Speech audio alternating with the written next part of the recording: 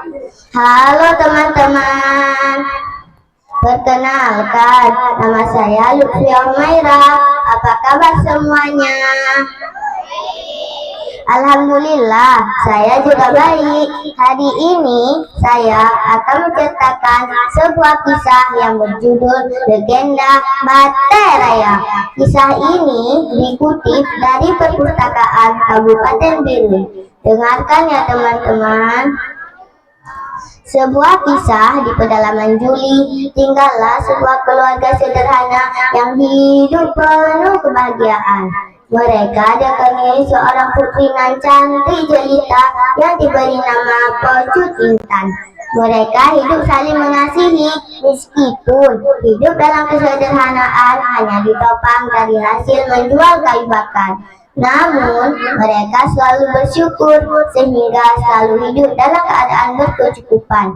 Suatu malam, Pocut yang sangat sayang kepada ayah dan bundanya tak akan bisa tidur jika belum mendengar suara merdu sang bunda yang setiap malam mengantarnya ke peraduan.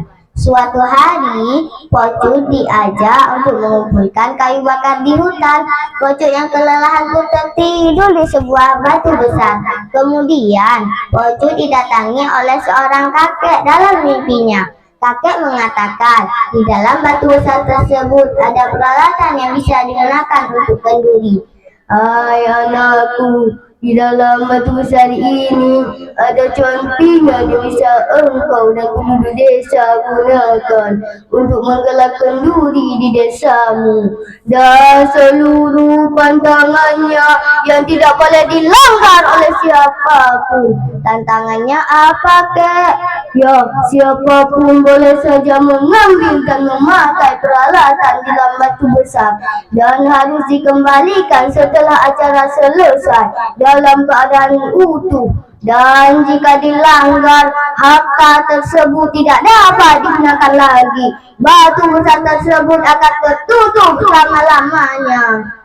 Baba baik, kek. Pocut akan menjaga amanah kakek dengan sebaik mungkin, jawab Pocut dalam mimpinya. Menjelang subuh, hujan mulai reda, ayam hutan pun mulai berkokok, burung-burung pun mulai berkicau membangkang seluruh penghuni hutan, tak kecuali Pocut yang sudah bangun dari tidurnya. Berita kepulangan Pocut pun telah dengan cepat menyebar dari mulut ke mulut. Setiap hari ada saja warga silih berganti dari rasa penasaran penemuan harta di tengah hutan. Hari demi hari, bulan berganti bulan, tahun demi tahun. Kehidupan masyarakat pun mulai berubah. Mereka tidak merasa kesusahan lagi saat menangkap kenduri. Dan pada akhirnya, berita kepulangan keluarga Pocut pun telah menyebar keluar desa mereka. Dan pada suatu hari, datanglah sebuah keluarga yang hendak menyangkan peralatan kenduri seperti warga lain.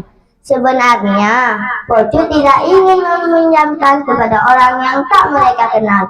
Namun, keluarga tersebut baru saja memaksa dan berjanji akan mengembalikan setelah pada hari yang telah mereka sepakati. Dengan berat hati, Pocut pun menyetujui permintaan mereka. Kira-kira apa yang terjadi selanjutnya ya teman-teman? Hingga tibalah pada hari yang telah disepakati. Dengan gelisah, Pocut duduk di teras rumahnya sambil menunggu keluarga tersebut. Yang ditunggu pun tak kunjung tiba. Pocut yang sudah mengetahui apa yang akan terjadi, terus saja berjalan mondar-mandir di dalam rumahnya hingga malam tiba. Pocut bertambah khawatir karena keadaan di luar sangatlah mencekam. Angin sangat kencang, seakan-akan mencabut akar pepohonan. Pocut sangat ketakutan. Ya Allah, ampuni hamba. Apakah kakek penjaga batu besar tersebut telah murka? Dan benar saja, ketika Pocut tertidur dalam keadaan ketakutan, kakek tersebut mendatanginya. Kalian telah membuatku murka. Kalian tidak dapat menjaga amanahku dengan sebaik mungkin. Oleh karena itu, aku akan menutup batu besar dan hal yang berkaitan dengannya, ucap kakek dengan penuh amarah. Keesokan harinya, Pocut mencoba menelusuri dari mana asal-muasal batu besar, dan benar saja apa yang kakek itu sampaikan. Dengan berat hati yang amat mendalam, kakinya terasa lemah, Pocut pun jatuh karena merasa bersalah. Dan desa tempat tinggal batu besar tersebut kini diberi nama Bate Raya. Singkat cerita dari saya, begitulah asal usul legenda Bate Raya. Adapun pesan moral yang dapat diambil, kita harus selalu menjaga amanah walau dalam keadaan mendesak sekalipun, dan kita harus selalu bersyukur sehingga kebahagiaan menanti di setiap langkahnya. Assalamualaikum warahmatullahi wabarakatuh.